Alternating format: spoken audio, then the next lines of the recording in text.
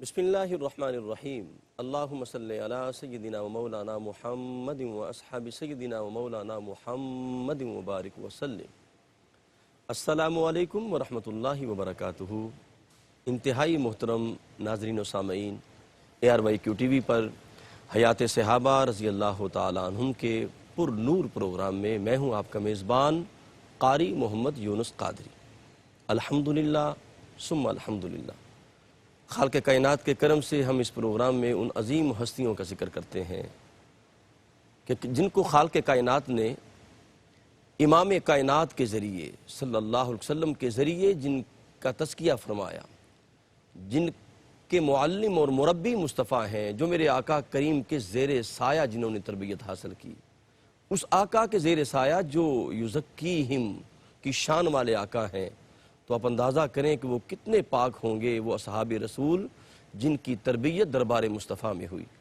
اصحاب رسول کی عظمت کے حوالے سے ان اشعار سے پروگرام کا آغاز کرتے ہیں کہ اللہ نے زینت بخشی ہے افلاک کو روشن تاروں سے، اللہ نے زینت بخشی ہے افلاک کو روشن تاروں سے، اسلام نے رونق پائی ہے پیارے نبی کے یاروں سے، اور صدیق و عمر ہیں سمع و بصر، عثمان و علی ہیں قلب و جگر، صدیق و عمر ہیں سمع و بصر، عثمان و علی ہیں قلب و جگر، حضرت کے ہیں سب منظور نظر، ہو کیوں نہ محبت چاروں سے، اور ہے مرتبے ان کے سب سے بڑے، ہے مرتبے ان کے سب سے بڑے، جو بدر و احد میں جا کر لڑے، دنیا میں تجلی پھیلی ہے واللہ انہی مہپاروں سے، اور ادنا سا اشارہ جس کو کیا سر اس کا قدم پر آ کے گرا، کیا داد شجاعت دیتے تھے وہ رنگ بری تلواروں سے، اسلام نے رونق پائی ہے پیارے نبی کے یاروں سے۔ ناظرین محترم، آج ہم جس عظیم صحابی رسول کا ذکر کرنے لگے ہیں وہ وہی صحابی رسول ہیں سیدنا عمار بن یاسر رضی اللہ تعالیٰ عنہ۔ کائنات کا ہر شخص کریم آقا کو دیکھ کے خوش ہوتا ہے، آقا کا ذکر سن کے خوش ہوتا ہے، اس کا چہرہ منور ہو جاتا ہے، آقا کا ذکر ہو جائے تو حشاش بشاش ہو جاتا ہے۔ اس عظیم صحابی رسول کا ذکر کرنے لگے ہیں، جب وہ صحابی دربار مصطفیٰ میں آتے تو میرے آقا کا چہرہ کھل اٹھتا، میرے آقا مسکرانا شروع کر دیتے، اور ہر بندہ کائنات کا ذرہ ذرہ میرے آقا کو مرحبا کہتا ہے۔ اس عظیم صحابی رسول کا ذکر کرنے لگے ہیں، جب وہ دربار مصطفیٰ میں آتے تو میرے آقا فرماتے مرحبا اے میرے غلام، اللہ کا نبی تجھے خوش آمدید کہتا ہے۔ وہ کون صحابی ہیں؟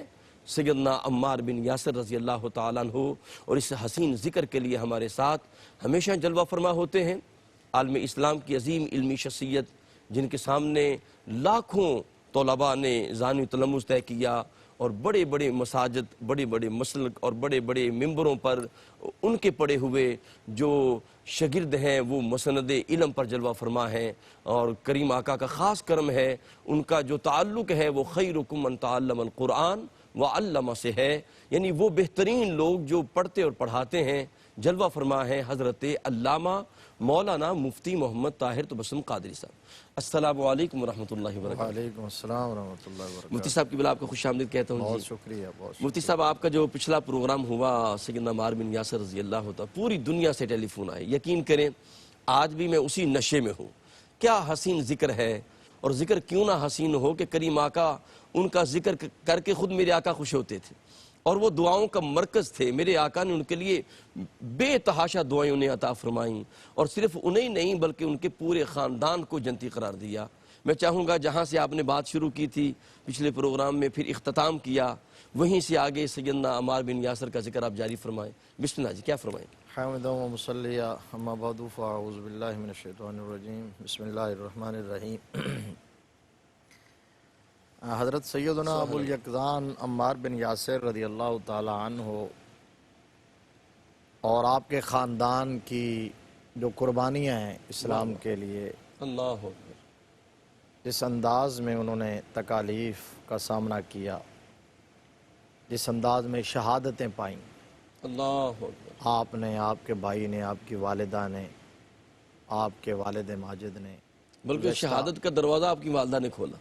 اسلام میں راہ حق میں پہلی شہادت. پہلی شہادت، واہ واہ. گزشتہ پروگرام میں ہم نے ذکر کیا تھا. تو یہ ان کی قربانیاں اور ان کی شہادتیں، ان کا اصرار، ان کی استقامت، ان کا صبر، یہ دیکھ کر یہ سمجھ آتا ہے اللہ کہ اللہ تبارک و تعالیٰ کیوں بار بار فرماتا ہے کہ میں مصطفیٰ کے صحابہ سے راضی ہو گیا ہوں. اللہ اکبر، سبحان اللہ. وَكُلًّا وَعَدَ اللَّهُ الْحُسْنَىٰ، ان میں سے ہر ایک جنتی ہے. بے شک. کیوں فرماتا ہے کہ جہنم کو ان سے دور رکھا جائے گا؟ کیوں اللہ فرماتا ہے کہ یہ جو مرضی کریں ان پر کوئی گرفت نہیں ہے؟ کیوں انہیں حق کا معیار قرار دیا ہے؟ فرمایا ان کا دامن تھام لوگ. اگر ایمان لانا ہے تو ایسے لاؤ جیسے یاران مصطفیٰ لائے ہیں، اللہ اکبر، واہ واہ واہ. جیسے یہ صحابہ لائے ہیں. اس لیے کہا کہ یہ وہ لوگ تھے جو چنے ہوئے لوگ تھے، جو پاکیزہ لوگ تھے، جن کے قلب و روح کے اندر خدا اور رسول کی محبت اور طہارت اور پاکیزگی بس چکی تھی. انہیں منتخب کیا گیا حضور کی نوکری کے لیے، مصطفیٰ کریم صلی اللہ علیہ وسلم کے دربار کی خدمت کے لیے، بے شک بے شک. شجر اسلام کی آبیاری کے لیے، واہ واہ واہ. حق کے بول بالے کے لیے، پرچم اسلام کی سر بلندی کے لیے صحابہ کی جماعت کو اللہ نے منتخب کیا. مسند الفردوس میں امام دہلوی نے وہ روایت نقل کی ہے، حضرت انس بن مالک رضی اللہ تعالیٰ عنہ راوی ہیں. نبی رحمت صلی اللہ علیہ وسلم نے فرمایا ان اللہ نظر فی قلوب العباد فلم یجد قلبا اتقى من قلوب اصحابی ولذلك اختارهم وجعلهم اصحابی فما استحسنوا فهو عند الله حسن وما استقبحوا فهو عند الله کبھی. کیا بات. رحمت عالم صلی اللہ علیہ وسلم نے فرمایا اللہ تبارک و تعالیٰ نے روئے زمین کے لوگوں کے دل دیکھے، انہیں جانچا، پرکھا، کھٹکھٹایا، آزمایا، ناپا، تولا. واہ واہ واہ واہ. باوجود ہے کہ اللہ جانتا ہے، اللہ کے علم میں سب کچھ جانتا ہے، لیکن اس کا مطلب یہ ہے کہ آزمائشوں سے گزارا اور دیکھا. تو فرمایا کہ اللہ نے انبیاء کے بعد میرے صحابہ کے سے بڑھ کر کسی کے دل کو تقوی کا حامل اور تقوی کا مرکز نہیں پایا. اللہ اس وجہ سے انہیں منتخب کیا اور میرا صحابی بنا دیا. سبحان اللہ سبحان اللہ. منتخب کیا اور صحابی بنا دیا. اب یہ جملے بتا رہے ہیں. جی. ایک تو یہ ہے کہ جو بھی حضور کا صحابی بنا ہے وہ براہ راست اللہ کے انتخاب سے بنا ہے. اللہ اکبر. اور دوسرا یہ ہے کہ جو بندہ کسی صحابی کے ایمان اخلاص میں شک کرے یا ان پر اعتراض کرے، اللہ اکبر. طعن و تشنیع کرے. جی آپ نے گزشتہ پروگرام میں ایک حدیث شریف جامع ترمذی کی سنائی تھی. جی مفتی صاحب. میرے آقا نے فرمایا میرے صحابہ کو طعن و تشنیع کا نشانہ نہ بناؤ. جو صحابہ کو اذیت دیتا ہے وہ مجھے اذیت دیتا ہے، جو مجھے اذیت دیتا ہے وہ اللہ کو اذیت دیتا ہے، جو اللہ کو اذیت دے گا وہ اس کی گرفت سے بچ نہیں سکے گا. اللہ اکبر اللہ اکبر. عرض یہ کر رہا ہوں جی کہ یہ وہ نفوس قدسیہ جنہوں نے اتنی قربانیاں دی، اتنی قربانیاں، اور وہ مقبول ہوئیں اور مشکور ہوئیں اللہ رسول کی بارگاہ میں. اس لیے ان کے لیے ان انعامات کا اعلان کیا گیا. ایک انعام نہیں. جی. میں ان صحابہ اکرام کے لیے جو انعامات ہیں اگر گنوانا شروع کریں نا تو کئی پروگرام درکار ہے. جہاں اللہ تبارک و تعالیٰ ذکر کرتا ہے تو وہاں بھی قدرت کی رحمت کا دریا بھی تھمنے کا نام نہیں لیتا. ایک کے بعد دوسرا، دوسرے کے بعد تیسرا، تیسرے کے بعد چوتھا انعامات ذکر کرتا ہے. الذین آمنوا وہاجروا وجاہدوا فی سبیل اللہ باموالہم وانفسہم سبحان اللہ. اعظم درجۃ عند اللہ واولئک هم الفائزون یبشرهم ربهم برحمہ ورضوان وجنات لهم فیہا نعیم مقیم خالدین فیہا ابدا ان اللہ عنده اجر عظیم. سبحان اللہ. فرمایا یہ جو ایمان لائے، جنہوں نے ہجرت کی، جنہوں نے جہاد کیا، یہ حضرت عمار بن یاسر واہ واہ واہ. اور آل یاسر، سبحان اللہ. یہ حضرت صہیب، یہ حضرت خباب، یہ حضرت بلال، یہ حضرت سلمان، یہ صحابہ اکرام رضوان اللہ علیہم اجمعین. اللہ نے فرمایا اولئک اعظم درجۃ عند اللہ، ان کا درجہ بڑا بلند، واولئک هم الفائزون، یہ کامیاب. یبشرهم ربهم برحمہ، میں رحمت کا اعلان کرتا ہوں، میں جنت کا اعلان کرتا ہوں، جنت کی سربدی نعمتوں کا اعلان کرتا ہوں. اتنے انعامات اعلان کرنے کے بعد بھی فرمایا ان اللہ عنده اجر عظیم. کیا کہنا. ابھی تو جو اللہ کے ہاں ان کے لیے اجر عظیم ہے کوئی سوچ بھی نہیں سکتا. جی یہ سارے راستے ناظرین محترم، جو سارے راستے نکلے ہیں یہ اوذوا فی سبیلی کے راستے سے نکلے ہیں. اپنے قلب و روح کو ذکر مصطفیٰ سے معطر رکھیں. ملاقات کرتے ہیں وقفے کے بعد. السلام علیکم ورحمۃ اللہ وبرکاتہ۔ ناظرین محترم، حیات صحابہ رضی اللہ تعالیٰ عنہم کے بابرکت پروگرام میں آپ شامل ہیں، اور مفتی صاحب قبلہ نے فرمایا تھا کہ قرآن کی آیت کا حوالہ دیا، ترجمہ کیا تھا۔ میں آیت آپ کے سامنے رکھ دیتا ہوں۔ سورہ بقرہ میں آیت نمبر 13 ہے۔ خالق کائنات نے صحابہ رسول کی عظمت کو بیان کیا، ان کے ایمان کو اہل ایمان کے لیے معیار قرار دیتے ہوئے فرمایا تھا وَإِذَا قِيلَ لَهُمْ آمِنُوا كَمَا آمَنَ النَّاسُ، فرمایا لوگو اس طرح ایمان لاؤ جس طرح یہ لوگ یعنی صحابہ رسول ایمان لائے۔ تو قالوا نؤمن، آگے سے وہ کہتے تھے کما آمن السفہاء، کہ ہم اس طرح ایمان لے آئیں جس طرح یہ بیوقوف لوگ معاذ اللہ ایمان لے کے آئے۔ تو خالق کائنات نے دیکھیں اعتراض منافقین نے کیا، تو رب کائنات نے صحابہ رسول کی جانب سے جواب دیا، فرمایا الا انہم هم السفہاء ولکن لا یعلمون، فرمایا تم بے خبردار، تم بے وقوف ہو، تم جانتے نہیں ہو کہ صحابہ رسول کا مقام کیا ہے، ان کے ایمان کی بلندی کیا ہے۔ مفتی صاحب کی بات کر رہے تھے سیدنا عمار بن یاسر رضی اللہ اور حضرت عمار بن یاسر رضی اللہ تعالیٰ عنہ کی شان بھی اسی آیت سے جو بریک پر جانے سے پہلے میں نے پڑھی۔ ٹھیک، اللہ نے فرمایا الذین آمنوا وہاجروا واہ واہ واہ، وجاہدوا فی سبیلہ، سبحان اللہ، سبحان ایمان لائے، جی، ہجرت کی اور راہ خدا میں اپنے مال اور اپنی جان کے ساتھ جہاد کیا۔ اللہ اکبر، حضرت عمار بن یاسر رضی اللہ تعالیٰ عنہ ایمان بھی سابقین اولین میں لائے، اللہ اکبر، اور پھر اس ایمان کا درجہ یہ گزشتہ پروگرام میں حضرت مولا کائنات رضی اللہ تعالیٰ عنہ شیر خدا، فاتح خیبر، بت شکن، داماد مصطفیٰ، سبحان اللہ، کرم اللہ وجہہ الکریم، بے شک، ان کی روایت نقل کی تھی، مرفوع روایت۔ نبی رحمت صلی اللہ علیہ وسلم نے فرمایا، حضرت علی تو راوی ہے، نبی رحمت صلی اللہ علیہ وسلم نے فرمایا کہ عمار بن یاسر کی ہڈیوں کے اندر بھی ایمان بھرا ہوا ہے۔ اللہ اکبر، ایمان کا یہ معیار۔ اور پھر ہجرت کی، آپ کی ہجرت مدینہ تک اکثریت کا موقف یہ ہے کہ آپ مکہ المکرمہ کے اندر ہی واہ واہ، دربار مصطفیٰ میں رہ کر اذیتوں کا سامنا کرتے رہے، قربانیاں دیتے رہے، صبر کا مظاہرہ کرتے رہے۔ بعض لوگوں نے لکھا جی، کہ آپ نے حبشہ کی طرف ہجرت بھی کی تھی، لیکن اکثریت کا موقف یہ ہے کہ آپ حبشہ کی طرف نہیں گئے تھے، آپ مکہ میں ہی رہے، اللہ اکبر، اور پھر ہجرت کا شرف جو آپ نے پایا وہ ہجرت مدینہ کا شرف پایا۔ واہ واہ، مفتی صاحب اس میں یہ بھی بات آتی ہے نا جی کہ وہ لوگ کہتے ہیں جو ہجرت حبشہ نہیں کی، وہ سخت دور بھی آپ نے سرکار کی صحبت میں گزارا، اسی لیے واہ واہ، کہتے ہیں نا، اللہ اسی لیے اکبر، کہتے ہیں کہ یہ تو اور شرف کی بات ہے، اور شرف کی بات، اللہ یہ اکبر، اور اعزاز کی بات ہے کہ ہجرت کی اجازت نبی رحمت صلی اللہ علیہ وسلم نے ان کو دی تھی جن کے بارے میں میرے آقا دیکھتے تھے کہ یار یہ بہت کمزور اور نحیف لوگ ہیں، یہ کب تک ظلم سہتے رہیں گے۔ سرکار پھر فرماتے تھے کہ جہاں موقع ملتا ہے ذرا چلے جاؤ، جی، لیکن یہ ادھر ہی رہے، تو اس وقت سرکار کی بارگاہ میں رہنا ہی تو اصل امتحان تھا، اللہ اکبر، یہی تو اصل قربانی تھی، تو آپ وہاں رہے۔ اور پھر ہجرت مدینہ، سرکار مدینہ صلی اللہ علیہ وسلم نے جب ہجرت فرمائی ہے، اس سے کچھ عرصہ پہلے جو پہلا دستہ، پہلا گروہ 6 نفوس قدسیہ پر مشتمل جو ہجرت کر کے گئے تھے، اس کے اندر حضرت ابو سلمہ عبداللہ بن اسد مخزومی، حضرت عامر بن ربیعہ اور ان کی اہلیہ، اور حضرت سعد بن ابی وقاص، اور حضرت بلال حبشی، واہ واہ، اور حضرت عمار بن یاسر رضی اللہ عنہ۔ اللہ اکبر، اللہ تو اکبر، ان کے اندر یہ 6 لوگوں میں آپ شامل ہیں۔ ہجرت کر کے آپ تشریف لائے قباء کے اندر، قباء کی بستی میں، سبحان اور اللہ، وہاں قبیلہ بنو عامر بن عوف، وہاں آپ تشریف فرما ہوئے، اور اسی قبیلے کے حضرت مبشر بن عبد المنذر، انہوں نے آپ کو اپنا مہمان ٹھہرایا، آپ کی میزبانی کی، خاطر مدارات کی، آپ کی خدمت کی۔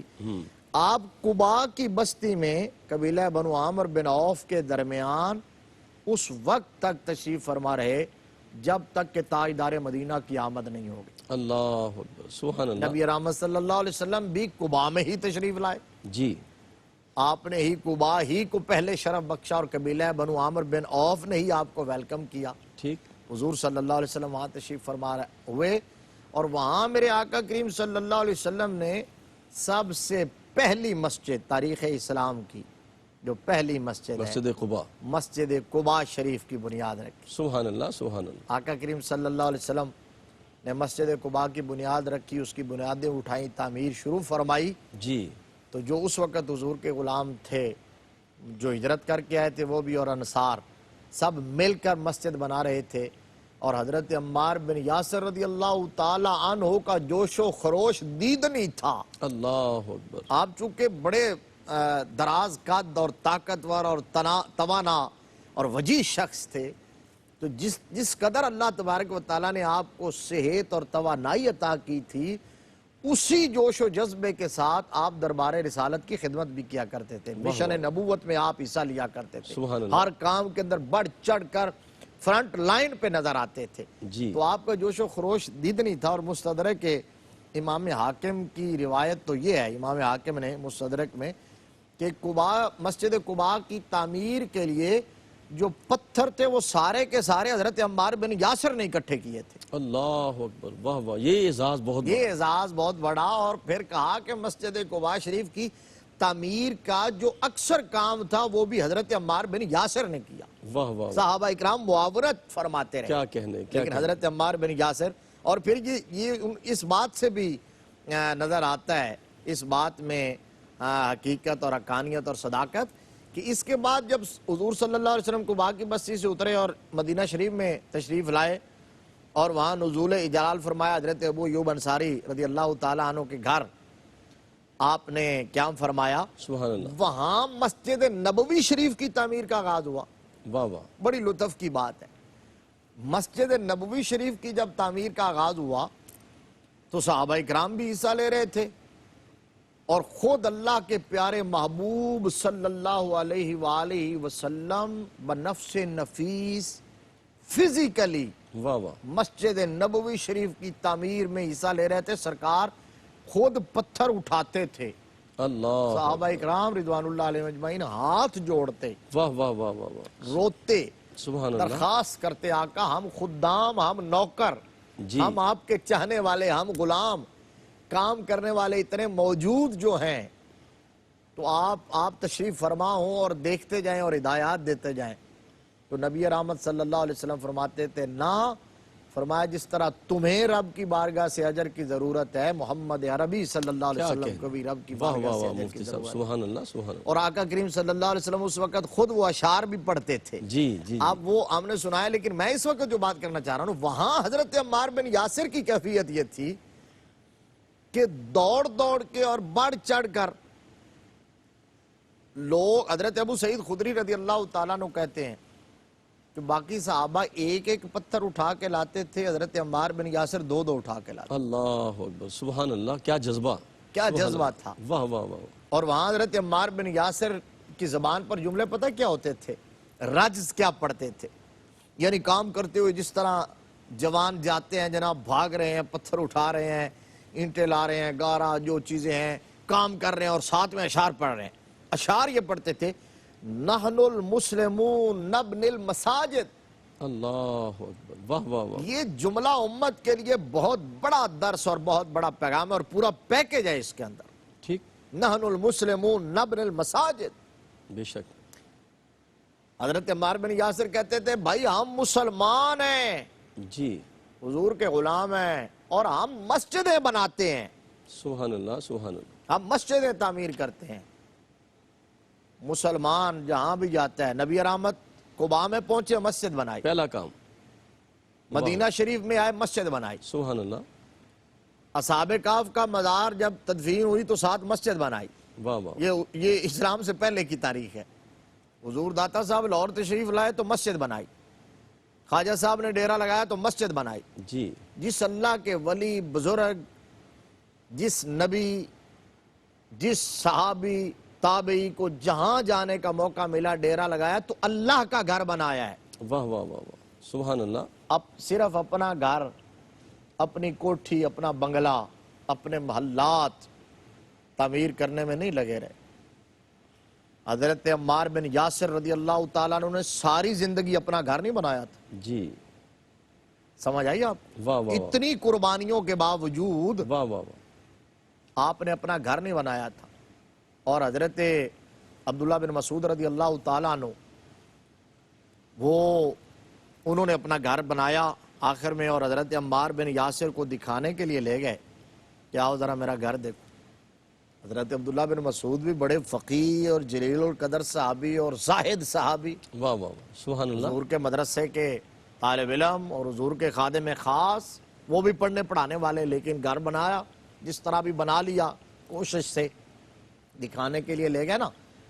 تو حضرت عمار بن یاسر نے دیکھ کے کہا سخت چیز بنائی ہے اور لمبی امید باندھی ہے۔ ہائے ہائے ہائے، اللہ کیا پیغام دیا جو یہ جو بات ہے نا، سبحان اللہ۔ آج کاش ہمیں سمجھ آ جائے۔ میرے آقا نے فرمایا تھا کہ میری امت شرک میں مبتلا نہیں ہوگی، لیکن دنیا کی محبت میں غرق ہو جائے گی۔ جی دنیا اس کے آج ہمارے گھر کے سامنے اگر بالکل مین دروازے کے سامنے مسجد بن رہی ہو نا، اور اس مسجد کے لیے ہمارے پاس 100 روپے 50 روپے نہیں ہوتے اور دیتے ہوئے پریشانی ہوتی ہے، اور سامنے ہمارا بنگلہ ہماری کوٹھی دنوں میں تعمیر ہوتا ہے، ہائے ہائے ہائے، لینٹر پہ لینٹر ڈلتا جاتا ہے۔ جی مفتی صاحب، یہ آج مسلمان کی بلکہ کیفیت اور المیہ حالت یہ ہے کہ اگر کسی ہاؤسنگ سوسائٹی میں مسجد بنی ہو تو وہاں لوگ قریب گھر لینا پسند نہیں کرتے معاذ اللہ۔ اگر قریب والا جو گھر ہوتا ہے وہ سستا ملتا ہے، سستا یعنی ملتا ہے کہ یہ قرب مسجد ہے۔ مسجد جو ہے اللہ کا گھر ہے۔ اور مفتی صاحب یہاں کیونکہ یہ مساجد کے حوالے سے بڑی اہم بات آپ نے فرمائی ہے، اگر میرے آقا چاہتے اذن اعلان کرتے، صحابہ کس طرح اپنی جانیں بھی قربان کر دیتے۔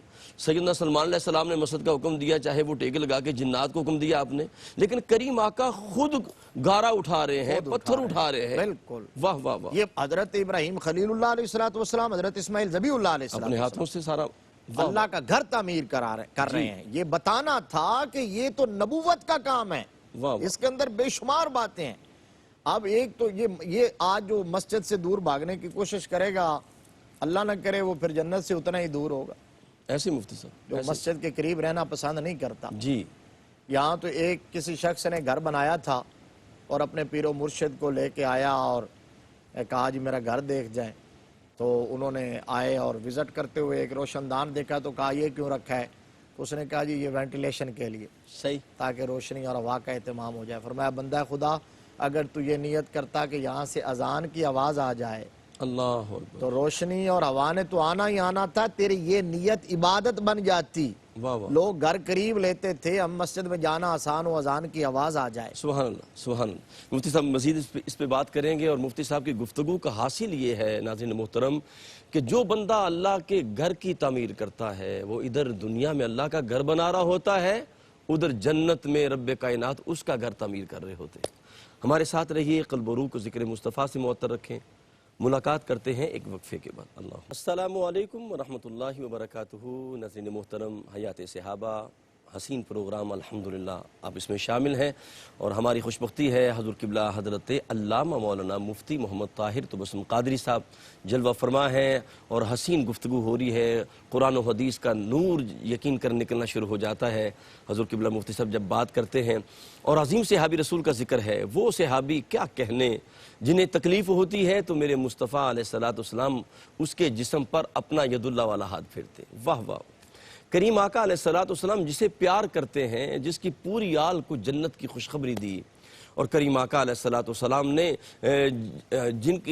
جب انہوں نے مسجد کی تعمیر میں حصہ لیا، اگر ان پر گرد لگ جاتی قربان جاؤں، کیا کہنے، کیا عظمت ہے، گرد ان کے جسم پر آتی، کپڑوں پہ آتی تو میرے آقا علیہ السلام اس کی گرد کو صاف فرماتے۔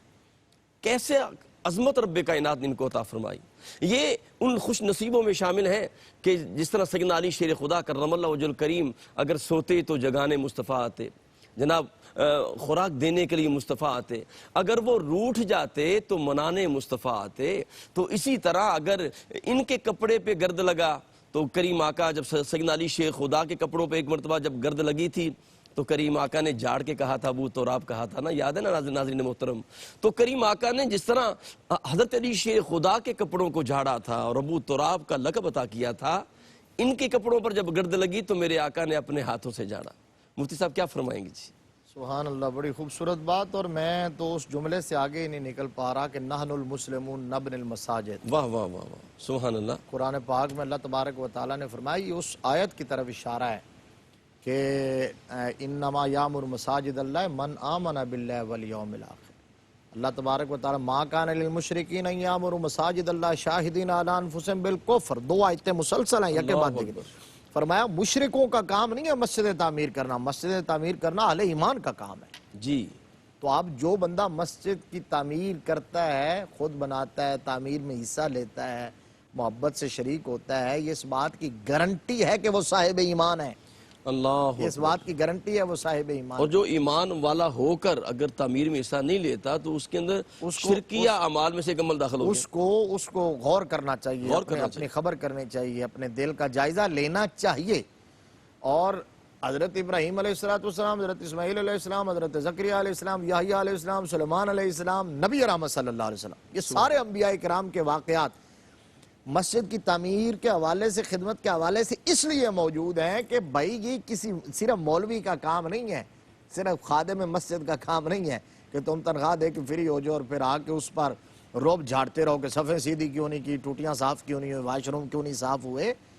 یہ تو ہر مسلمان کا کام ہے، کبھی آ کے خود بھی اللہ کی رضا کے لیے مسجد میں صفائی کر لیا کریں، اللہ اکبر، کبھی خود بھی ہاتھ لگایا کریں اور صفائی۔ میں نے بڑے بڑے بزرگوں کے، حضرت مولانا سید نعیم الدین مراد آبادی رحمۃ اللہ علیہ، اللہ اکبر، واہ واہ واہ، سبحان اعلیٰ حضرت کے شاگرد اور خلیفہ ہیں جی جی، اور مفسر قرآن ہیں، خزائن العرفان کی صورت میں عظیم تفسیر دی ہے، جامع تفسیر۔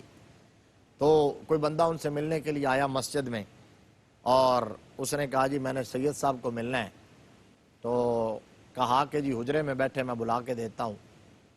قمیص اتاری ہوئی تھی، دستار رکھی ہوئی تھی، ہاتھ میں پائپ پکڑا ہوا تھا، مسجد دھو رہے تھے، اللہ، مسجد دھو رہے تھے۔ واہ واہ واہ، وہ بندہ حجرے میں جا کے بیٹھ گیا، کام کمپلیٹ کرنے کے بعد جا کے وضو کیا، لباس پہنا، دستار سجائی، حجرے سے دوسری طرف سے داخل ہو کر اس کے سامنے مصلی پر آ کے بیٹھ کے کہا مجھے ہی نعیم الدین مراد آبادی کہتے ہیں۔ اللہ اکبر، واہ واہ واہ، سبحان اللہ، اور ایسے ایسے بزرگ جنہوں نے مسجد اور مدرسے کی واش رومز کی صفائی رات کی تنہائی میں اٹھ کے کیا کرتے تھے کہ یہاں رسول اللہ کے مہمان رہتے ہیں۔ واہ واہ واہ، ایک اور معاشرتی المیہ میں اس موقع کا فائدہ اٹھاتے ہوئے، آج ہم نے اپنے والدین ماں باپ کے ایصال ثواب کے لیے ایک ہی طریقہ ہمارے پاس رہ گیا ہے، ہم کسی شادی حال کا انتخاب کرتے ہیں اور وہاں کل خانے کی محفل رکھتے ہیں، یا وہاں جو ہے وہ 40واں کرتے ہیں، 10واں کرتے ہیں، 7واں کرتے ہیں، محفل میلاد منعقد کرتے ہیں، لنگر پکائیں گے، صحیح، دیگیں چڑھائیں گے، قورمے اور بریانیاں اور اعزاء و اقربا کو اکٹھا کر کے کھا کے چلے گئے۔ اللہ کے گھر کے تو ترجیح نہیں دیتے، اللہ کے ایک تو مسجد سے نکل کر شادی حال میں آ گئے ٹھیک، کہ یہاں بغیر وضو کے، جوتے پہنے ہوئے، مرد و زن کا اختلاط، دنیا کی باتیں اکٹھی ہو کر سگریٹ نوشی ہو رہی ہوتی ہے، سگریٹ نوشی۔ کاش یہ کام پہلے مسجدوں میں ہوتا تھا، کاش امت دوبارہ لوٹ آئے اللہ کے گھر کی طرف۔ واہ واہ، وہاں جائیں گے تو وضو کر کے جائیں گے، وہاں جائیں گے اعتکاف کی نیت کر کے جائیں گے، جی، اللہ کے گھر میں بیٹھیں مفتی گے۔ صاحب ہم بھی لوٹتے ہیں کہ سیدنا عمار بن یہ یاسر، ساری چیزوں کا ثواب اور اجر الگ سے ملے گا، صحیح، اس کا ثواب اور اجر۔ اور پھر مسجد میں ماں باپ کے لیے، مرنے والوں کے لیے ایصال ثواب کا سب سے بہترین جو ذریعہ وہ صدقہ جاریہ ہے۔ اللہ اکبر، بے تو شک، بجائے یہ کام کرنے کے آپ بریانی اور قورمے کھلانے کے صدقہ جاریہ کریں، بے شک، مسجد کی تعمیر میں، مدرسے کی تعمیر میں، وہاں جا کے کوئی چیز لگوائیں تاکہ آپ کے ماں باپ کو صبح قیامت تک اس کا ثواب ملتا رہے۔ بے شک، حضرت عمار بن یاسر رضی اللہ تعالیٰ عنہ نے یہ جامع جملہ اسی لیے دیا تھا، اور صحیح، پھر انداز، جوش و جذبہ اور اثار اور محبت اور خلوص کا عالم یہ ہے کہ دوسرے ایک ایک اینٹ اٹھاتے ہیں، آپ 2 اینٹیں اٹھا کے لا رہے تھے۔ نبی رحمت صلی اللہ علیہ وسلم کی نظر پڑی نا جب جی، یہ کیفیت اور ماحول دیکھا، تو میرے آقا کریم صلی اللہ علیہ وآلہ وسلم نے بلایا اور بلا کے خود اپنے دست نبوت سے گرد صاف کرتے ہوئے پتہ کیا جملہ کہا؟ واہ واہ واہ، آپ نے آدھی بات سنائی تھی، دوسری جان کے میرے لیے چھوڑی تھی، جی مفتی صاحب، تو گرد صاف کرتے ہوئے آپ نے فرمایا ہائے عمار۔ ہائے ہائے، اللہ اکبر، اللہ اکبر، میرے آقا نے زندہ، صحت مند، طاقتور، توانا اپنے غلام کو سامنے کھڑے ہوتے ہوئے، سامنے کھڑے ہیں، اور کیا کہا؟ ہائے عمار، ہائے عمار کہہ کے فرمایا اس کو ایک باغی جماعت قتل کرے گی۔ اللہ اکبر، صحیح اللہ بخاری کی حدیث۔ اللہ اکبر، اس کے ساتھ دو واقعات اور ایڈ کر لیجئے، پھر میں اس کا نتیجہ نکالتا ہوں۔ طبقات ابن سعد کے اندر ہے کہ اسی ماحول کے اندر جب آپ اینٹیں اٹھا رہے تھے، پتھر اٹھا رہے تھے، تو خود والنٹیئرلی جا کے اپنے آپ کو پیش کرتے تھے، میری پشت پہ لا دو ذرا سامان۔ اللہ اکبر، سبحان اللہ۔ اچھا، وہ صحابہ کرام جتنی اینٹیں ہوتے، پتھر ہوتے، ان کی صحت دے کر، جوانی دے کر ان کی پشت پہ لاد دیتے زیادہ سے زیادہ۔ ایک دفعہ کسی نے زیادہ بوجھ لاد دیا تو کہا کہ ہائے، اتنا بوجھ، چلا اٹھے کہ یہ بوجھ تو عمار کو مار ڈالے گا۔ ٹھیک، نبی رحمت صلی اللہ علیہ وسلم نے سن لیا۔ پہلے بھی عرض کر چکے تھے، آقا یہ وہ میرے اثار کا ناجائز فائدہ اٹھاتے ہیں اور وہ زیادہ بوجھ لاد دیتے۔ صحیح ہے۔ تو میرے آقا کریم صلی اللہ علیہ وسلم نے دیکھا اور دیکھ کے اونٹیں اتروائیں اور اتار کر پھینک دی، اور یہاں بھی فرمایا افسوس ابن سمیہ، تمہیں ایک باغی گروہ قتل کرے گا۔ اللہ، یہ ایک شام جب لڑائی چل رہی تھی تو ایک شام آپ بیٹھے اور آپ نے دودھ کا پیالہ لیا، چند گھونٹ پیے، اور پی کے پتہ ہے کیا فرمایا حضرت عمار نے؟ کہا میرے آقا کریم صلی اللہ علیہ وآلہ وسلم نے فرمایا تھا، عمار تیرے حلق میں جو آخری گھونٹ اترے گا وہ دودھ کا ہوگا۔ اللہ اکبر، خوراک تک بیان کر دی۔ خوراک تک بیان کر دی۔ واہ واہ واہ، نبی رحمت صلی اللہ تعالیٰ علیہ وآلہ، یہ بخاری کی حدیث ہیں۔ اب اس کے بعد بھی جو کہا کہ ایک باغی جماعت قتل کرے گی، باغی گروہ قتل کرے گا، کوئی شخص یہ کہے کہ حضور صلی اللہ علیہ وسلم کو کل کا علم نہیں تھا، حضور کے پاس غیب کا علم نہیں تھا، کل کا علم صرف اللہ جانتا ہے، تو میں دس بستہ گزارش کروں گا کہ بخاری کی ان روایات کو کہاں لگاؤ گے؟ ایک بات نہیں، ایک موقع نہیں۔ جی، آقا کریم صلی اللہ علیہ وسلم نے متعدد مواقع پر کل کی نہیں، قیامت کی صبح تک کی خبریں عطا فرمائی ہیں۔ اللہ اکبر، واہ واہ واہ، سبحان اللہ۔ جو روایت آپ اسی نوعیت کی جس کی طرف آپ اشارہ کر رہے تھے، احد پر جب سوار ہوئے، یہ بھی بخاری میں، مفتی صاحب یہ ذرا بیان فرما دیں ذرا۔ بخاری میں کے اندر ہے۔ ٹھیک، حضرت سیدنا صدیق اکبر رضی اللہ تعالیٰ عنہ، سیدنا فاروق اعظم رضی اللہ تعالیٰ عنہ، سیدنا عثمان غنی رضی اللہ عنہ، واہ واہ واہ، یہ اور آقا کریم صلی اللہ علیہ وسلم احد کی طرف گئے، اور جب احد پر چڑھنے لگے نا تو حضرت ابو بکر صدیق رضی اللہ تعالیٰ عنہ نے قدم رکھا، پھر فاروق اعظم، سرکار نے فرمایا آگے چلو، غلاموں کو فرمایا چلو بھائی چلو، حضرت ابو بکر، حضرت فاروق اعظم، حضرت عثمان غنی، وہ چڑھ گئے، پتھر اپنی جگہ پر سٹیل لیں، کوئی نبی رحمت صلی اللہ علیہ وسلم جب تشریف لائے، میرے نبی نے قدم اٹھایا، احد کے سینے پر ٹکایا تو احد وجد میں آیا، کیا کہنے، سبحان اللہ، جھومنے لگا محبت میں۔ جی اب اس کو پتہ لگ گیا کہ مقصود کائنات ہستی کے قدم آ گئے ہیں میرے سینے پر، احد وجد کرنے لگا، تو میرے نبی نے پاؤں کی ٹھوکر ماری، فرمایا اس وقت احد ٹھہر جا۔ جی، اب خطاب کس کو ہے؟ پتھر کو۔ کون کون سی باتیں، علم کس چیز کا نام ہے، عرفان کس چیز کا نام ہے، معرفت، اگر ذات مصطفیٰ اور مقام مصطفیٰ کی معرفت کسی کو نہیں ہوئی تو وہ عالم کس بات کا ہے؟